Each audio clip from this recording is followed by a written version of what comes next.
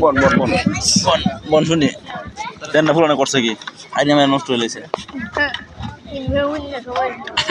Juice উঠে গেছে বলা মানে দেখো রে একটা মঞ্চের ভিতরে অনেক ধরনের লোক আছে, যেমন সাধারণ লোক আছে, কিছু আবেগী লোক আছে, কিছু বা কিছু নেতা কেতা আছে। একটা কবিতা আমি বিভিন্ন ভাষায় বুঝাবো।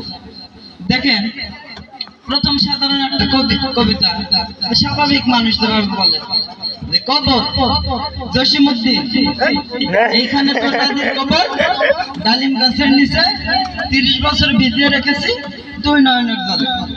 একটা মঞ্চের ভিতরে যখন বললো, তখন পরিচালক এক স্বাভাবিক বুঝিয়ে দিছে, কিন্তু তারপরে খনিতে আরেকজনকে ডাক দিছে। ওই লোকটা ছিল নেতা টাইপের।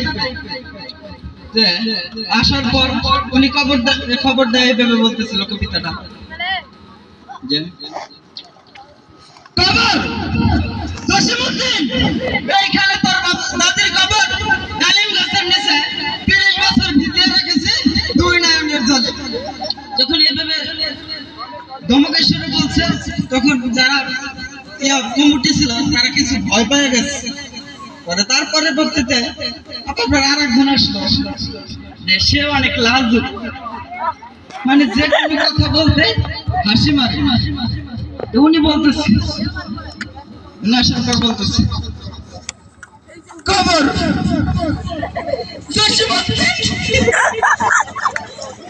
এইখানে তোর দাদির কবর,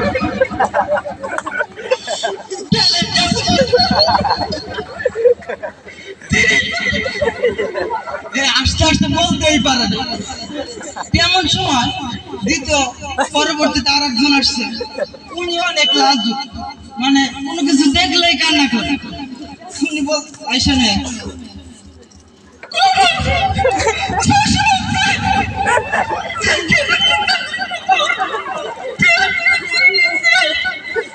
কান্না করতে করতে উনিও কবিতাটা বলতে পারেনি। এইভাবে ধারাবাহিকভাবে আস্তে আস্তে এখন আসছে একজন মুরব্বী।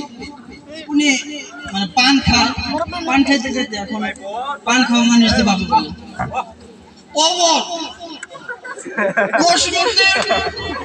এখানে তো তাদের খবর, মুখে দিয়ে ভরে গেছে পানি। বললো, তারপর আরেকজন আসছে মুরব্বী মানুষ, ওনারও ইচ্ছা যে আমিও তো ছোটকালে কবিতাটা পড়ছিলাম, তাহলে কবিতাটা দেখি।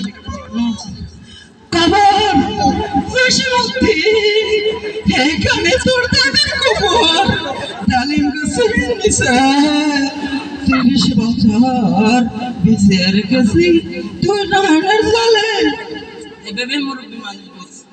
এখন লাস্টে বেলা আর একটা লোক আসছে, সবাই যত দিল তাহলে 3 লিঙ্গ, যে একটা আছে যে পুরুষ লিঙ্গ, স্ত্রী লিঙ্গ, কিন্তু 3য় নাম্বার আর একটা আছে না, এটা কি লিঙ্গ? সবাই বললে যে সবাই যত দিল তাহলে আমরা বাদ থেকে কি করবো? তো উনিও মঞ্চে আসছে, আইসে না উনিও এখন দেখাইতেছে কবরে কবর, এখানে তোর দাদির কবর।